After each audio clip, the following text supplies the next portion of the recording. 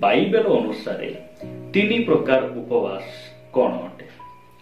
Bible अनुसार तीन प्रकार उपवास कौन अटे? यही प्रसंग में आम प्रभु वाक्य ठारू अल्प समय ध्यान करवा।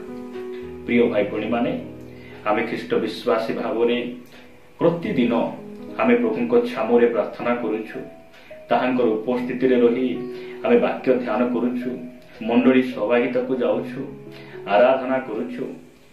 किंतु ए सब विषय कले मध्य जने ख्रिस्टियान जीवन सफल हुए नाही। आउ जने ख्रिस्ट विश्वासी निमंते ए सब करिबा द्वारा यथेष्ट नहे। किंतु जने ख्रिस्ट विश्वासी रो उपवास मध्य गोटे अंश अटे। जने ख्रिस्ट विश्वासी निमंते उपवास एक अंश अटे आउ मुख्य विषय अटे, जहा प्रभु जीशु ख्रीष्ट मध्य एई धरा पृष्ठ रे थिबा समय रे से दिने नुहे, 2 दिन नुहे किंबा गोटे सप्ताह नुहे, से 40 दिन 40 रात्रि उपवास कले आ मनुष्य भाव रे से क्षुब्धित हेले आ से आमको एक आदर्श से आमको देखाई गले। प्रिय भाई भणी माने आज आम बाइबल रु अल्प समय कथबार्ता हेबा जे बाइबल अनुसार तीन प्रकार उपवास कौन अटे। जदि यह माने जानिबा ताहले आमे मध्य उपवास करिबा पाई आउ ताहांकर वाक्य अनुसार आमे निजको नम्र करिबा पाई, ताहांकर उपस्थिति को जिबा पाई आमे मध्य उत्साहित हेबा। प्रथम विषय मु आपण मानक निकट रे रखिबा पाई चाहे तीन प्रकार उपवास मध्यरु प्रथम विषयटी मु आपण मानक निकट रे रखिबा पाई चाहे। मो सहित आपण माने एजरा पुस्तक 10 अध्याय को आसिले। एजरा पुस्तक 10 अध्याय 6 पद रे प्रकार लिखा जाए, तहु एजरा परमेश्वरଙ୍କ गृह सम्मुखरु उठी इलियासिबर पुत्र जिहोहाननर कठोरी की गला आउ सेठारे उपस्थित हुअन्ते रोटी भोजन कि जलपान कला नाही, कारण से बंदित्वर लोकमानक सत्योल्लंघन सकाशु शोक करुथिला। इस स्थान आम देखुछु एजरांकर उपवास बा आम प्रथम उपवास को कहिबा जे संपूर्ण उपवास। संपूर्ण उपवास कहले कोन? जहाँकि पानी मध्य से पान कले नहीं, जल मध्य पान कले नहीं, रोटी भोजन कले नहीं, आउ से कठोरी को जाई से क्रंदन कले, प्रभु निकट रे शोक कले। कहीं शोक कले? से निचर भूल पाए नहीं, से कौनसी तांकर परिवार उन्नति ताहांकर जागतिक आशीर्वाद निमंते नुहे, से कहीं शोक करुछंती? बंदित्वर लोकमानकर पाप को से स्वीकार करुछंती आउ से संपूर्ण उपवास करुछंती। प्रथम विषय बाइबल कहे जे तीन प्रकार उपवास मध्यरु गोटे उपवास है संपूर्ण उपवास, जहाँ एजरा करथिले से जलपान कले नहीं, कौन सी रोटी भोजन कले नहीं, से लोक मानकर पाप निमंते से उपवास कले आ प्रभु निकट में मध्यस्थ प्रार्थना कले। प्रिय भाई भणी माने मंडली रे आपण जदि कौन सी भौणी को देखुचंती, भाई को देखुचंती, से माने सत्य लंघन करिचंती, से माने प्रभु वाक्यर विमुख हेबाटा आपण जानि पारुचंती, पाप रे पडिला बेले आपणकर दायित्व कौन अटे? आपण कौन करूछंती? सेमानकु कमेंट्स करूछंती ना सही भाई निमंते, भौणी निमंते, सही प्रभु वाक्यर विमुख होइथिबा से परिवार निमंते आपण उपवास करूछंती ना कौन करूछंती? ख्रीष्ट रे प्रिय भाई भणी माने मु आपण मान उत्साहित करबा पई चाहे आमे परस्पर को प्रार्थना जे तोड़ी धरिबा, आमे प्रभु निकट रे सही भाई भणी मान निमंते प्रार्थना करिबा। एहा परमेश्वर इच्छा करंती और से आमान को उत्साहित करंती। आमे देखुछु प्रथम विषय जे संपूर्ण उपवास। जदि आपण माने यात्रा पुस्तक जदि पढ़िबे, आमे यात्रा पुस्तक पढ़िबा पूर्वरु आमे एस्टर पुस्तक पढ़िबा। एस्टर पुस्तक 4 अध्याय आमे 16 पद रे पढुछु। एस्टर 4 अध्याय 16 पद रे लिखा जाए, तुम्भे जाई सुसन रे उपस्थित समस्त जिहुदीय लोकंकु एकत्र करी मो लागी उपवास करो। का लागी? रानी एस्टर, एस्टर रानी लागी तुम्हे उपवास करो। पुणी 3 दिन जाए दिन रे किबा रात्रि रे किछि आहार करो नाही और किछि पान करो नाही, मध्य मु ओ मोहर दासीगण तद्रूप उपवास करिबु। तहु व्यवस्था अनुଯାयी नहिले हे मु राजा को निकट को जीवी, तहिरे ମୁଁ ବିନଷ୍ଟ ହେଲେ ବିନଷ୍ଟ ହେବି। ପ୍ରିୟ ଭାଇ ଭଉଣୀ ମାନେ, ଏହା ମଧ୍ୟ ସମ୍ପୂର୍ଣ୍ଣ ଉପବାସ, ଯାହା ସୁସନ ରାଜଧାନୀର ସମସ୍ତ ଜିହୁଦୀ ଲୋକମାନେ ଉପବାସ କରିଥିଲେ। କାହିଁକି ଉପବାସ କରିଥିଲେ?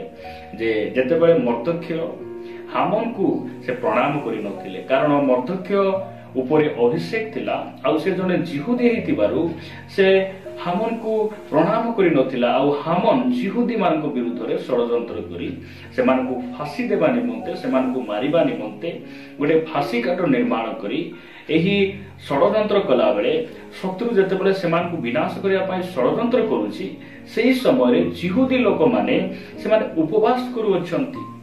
ସେ ହାମନର ବିରୁଦ୍ଧରେ କୌଣସି ବାଡ଼ି ଠେଙ୍ଗା, କୌଣସି ଖଣ୍ଡା ଅସ୍ତ୍ର ଧରି ସେମାନେ ଯାଉନାହାନ୍ତି, ମାତ୍ର ଉପବାସ କରୁଅଛନ୍ତି। ପ୍ରିୟ ଭାଇ ଭଉଣୀ ମାନେ, ମୁଁ ଜାଣେ ନା ଆପଣମାନଙ୍କର ବିରୋଧ କରୁଥିବା ଲୋକମାନଙ୍କ ନିମନ୍ତେ, ଆପଣମାନଙ୍କର ଶତ୍ରୁମାନଙ୍କ ନିମନ୍ତେ, ଆପଣଙ୍କ ନିମନ୍ତେ ଯଦି ଆପଣମାନଙ୍କୁ କେହି ବିନା କାରଣରେ ଯେ ଆପଣଙ୍କୁ ଥାନାରେ ଅଭିଯୋଗ କରୁଛି, ଆପଣଙ୍କୁ ଅହଙ୍କାର କରୁଛି, ଆପଣଙ୍କ ପଛରେ ସବୁବେଳେ ଆପଣଙ୍କର ଅନିଷ୍ଟ ଚିନ୍ତା କରିବା ପାଇଁ ଲାଗି ରହୁଛି, ସେମାନଙ୍କ ନିମନ୍ତେ ଆପଣ କଣ କରୁଅଛନ୍ତି ମୁଁ ଜାଣେ ନାହିଁ। କିନ୍ତୁ ବାଇବେଲ କହେ ଯେ ଆମେ ଯଦି ଶତ୍ରୁ ଆମ ପଛରେ ଗୋଡ଼ାଇଲା ବେଳେ, ଆମର ଅନିଷ୍ଟ କରିବା ନିମନ୍ତେ ଲୋକ ଆମ ପାଇଁ ଆମ ପଛରେ ଲାଗି ରହିଲା ବେଳେ, ଆମର କର୍ତ୍ତବ୍ୟ ହେଲା ଯେ ଆମେ ଉପବାସ କରିବା।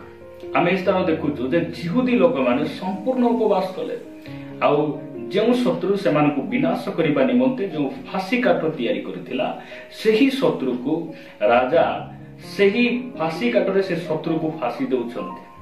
ଖ୍ରୀଷ୍ଟରେ ପ୍ରିୟ ଭାଇ ଭଉଣୀ ମାନେ, ଆମର ପରମେଶ୍ୱର ଆମର ସମସ୍ତ ଅମଙ୍ଗଳକୁ ମଙ୍ଗଳରେ କରିବା ପାଇଁ, ମଙ୍ଗଳରେ ପରିଣତ କରିବା ପାଇଁ ସାମର୍ଥ୍ୟ ଅଟନ୍ତି। ଆଉ ଆମେ ଯେ ଉପବାସ କରୁ, ଆଉ ଆମେ ଯେ ପରମେଶ୍ୱରଙ୍କ ଠାରୁ ସେଇ ଆଶୀର୍ବାଦ ଅନୁଗ୍ରହକୁ ପାଉ, ଏହା ପରମେଶ୍ୱର ଚାହାନ୍ତି। ପ୍ରଭୁଙ୍କ ନାମର ଗୌରବ ହଉ। ଏହାକୁ ଆମେ ପ୍ରଥମ ବିଷୟ ଆମେ ଦେଖୁଛୁ ଯେ ସମ୍ପୂର୍ଣ୍ଣ ଉପବାସ। ଯଦି ଆପଣମାନେ ଯାତ୍ରା ପୁସ୍ତକ 34 ଅଧ୍ୟାୟ 28 ପଦ ପଢିବେ, ସେଠି ମଶା 40 ଦିବାରାତ୍ର ସେ କଣ କରିଥିଲେ? ପ୍ରଭୁଙ୍କ ସମ୍ମୁଖରେ ସେ ଉପବାସ କରିଥିଲେ। ଯଦି ଆପଣ ନୂତନ ନିୟମର ଦେଖିବେ, ପ୍ରଭୁ ଯୀଶୁ ଖ୍ରୀଷ୍ଟ ମାଥିଉ କିମ୍ବା ଲୁକ ପୁସ୍ତକ 4 ଅଧ୍ୟାୟ 2ରେ ପଢିବେ ଯେ ପ୍ରଭୁ ଯୀଶୁ ଖ୍ରୀଷ୍ଟ 40 ଦିନ 40 ରାତ୍ରି ସେ ସମ୍ପୂର୍ଣ୍ଣ ଉପବାସ କରିଥିଲେ। ସେ କୌଣସି ରୋଟି ଭୋଜନ କଲେ ନାହିଁ, ଜଳପାନ କଲେ ନାହିଁ, ସେ ଉପବାସ କରିଥିଲେ। ସେ ପରମେଶ୍ୱର ଥିଲେ, ଆଉ ସମ୍ପୂର୍ଣ୍ଣ ମନୁଷ୍ୟ ମଧ୍ୟ ଥିଲେ। ଆଉ ପରମେଶ୍ୱର ଭାବରେ ସେ ଉପବାସ କରିନଥିଲେ, ସେ ମନୁଷ୍ୟ ଭାବରେ ଉପବାସ କରି ସେ ପ୍ରଥମ ଆଦମ ଏହି ଆହାର ବା ଖାଦ୍ୟର ଏହି ପରୀକ୍ଷାରେ ଯେ ପଡି ଯାଇଥିଲେ, ସେହି ଶୈତାନକୁ ପୁନର୍ବାର ସେ ପରାଜୟ କରିବା ନିମନ୍ତେ କଣ କରିଥିଲେ? ଉପବାସ କରିଥିଲେ। ଖ୍ରୀଷ୍ଟରେ ପ୍ରିୟ ଭାଇ ଭଉଣୀ ମାନେ, ମୁଁ ଦ୍ୱିତୀୟ ଉପବାସ ବିଷୟରେ ଆପଣମାନଙ୍କ ନିକଟରେ ବାକ୍ୟଟି ରଖିବା ପାଇଁ ଚାହେଁ। ମୋ ସହିତ ଆପଣମାନେ ଦାନିଏଲ ପୁସ୍ତକକୁ ଆସିବେ। ଦାନିଏଲ ପୁସ୍ତକ 10 ଅଧ୍ୟାୟ 2 ଆଉ 3 ପଦ। ଏଠାରେ ପ୍ରକାର ଲେଖାଯାଏ, ସେହି ସମୟରେ ମୁଁ ଦାନିଏଲ ପୂର୍ଣ୍ଣ 3 ସପ୍ତାହ ପର୍ଯ୍ୟନ୍ତ ଶୋକ କରୁଥିଲି। 3 ସପ୍ତାହ ବୋଲି କହିଲେ 21 ଦିନ। 21 ଦିନ ପର୍ଯ୍ୟନ୍ତ ଦାନିଏଲ କଣ କରୁଥିଲେ? ଶୋକ କରୁଥିଲେ। 3 ପଦରେ ଲେଖାଯାଏ, ପୂର୍ଣ୍ଣ 3 ସପ୍ତାହ ସମାପ୍ତ ହେବା ପର୍ଯ୍ୟନ୍ତ ମୁଁ କୌଣସି ସୁସ୍ୱାଦୁ ଖାଦ୍ୟ ଭୋଜନ କଲି ନାହିଁ। ଦାନିଏଲ ଭୋଜନ କଲେ, ମାତ୍ର କୌଣସି ସ୍ୱାଦିଷ୍ଟ ଆହାର, ସୁସ୍ୱାଦୁ ଭୋଜନ ସେ କଣ କଲେ ନାହିଁ? ସେ ଖାଦ୍ୟକୁ ସେ ଭୋଜନ କଲେ ନାହିଁ।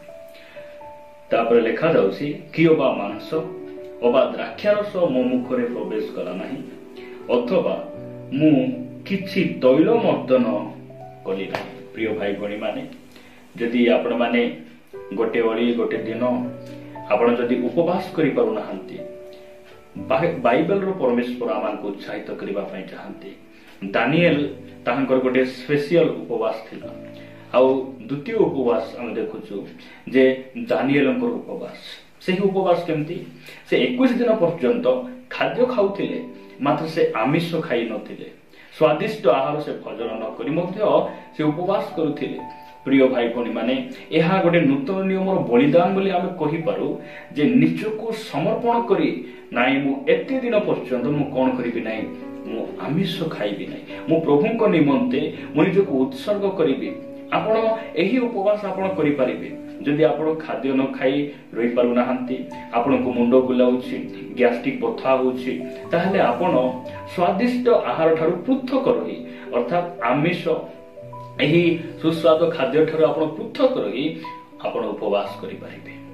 ଦ୍ୱିତୀୟ ଉପବାସ ଆମେ ଦେଖୁଛୁ ଯେ ଦାନିଏଲଙ୍କର ଉପବାସ। ତାହା କେମିତି ଉପବାସ?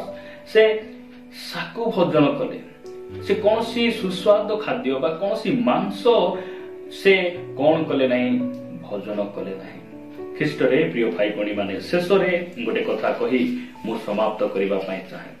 ଜୁନସ୍ ଭବିଷ୍ୟତବକ୍ତାଙ୍କ ପୁସ୍ତକ, ଜୁନସ୍ ପୁସ୍ତକ 3 ଅଧ୍ୟାୟ 5 ପଦରେ ଆମେ ଦେଖୁଛୁ, ତହିଁରେ ନିନିବିର ଲୋକମାନେ ପରମେଶ୍ୱରଙ୍କ ଠାରେ ବିଶ୍ୱାସ କଲେ ଓ ଉପବାସ ଘୋଷଣା କରି ବଡ଼ ଠାରୁ ସାନ ପର୍ଯ୍ୟନ୍ତ ସମସ୍ତେ ଚଟ୍ଟ ବସ୍ତ୍ର ପିନ୍ଧିଲେ। ପ୍ରଭୁଙ୍କ ନାମର ସ୍ତୁତି ହେଉ।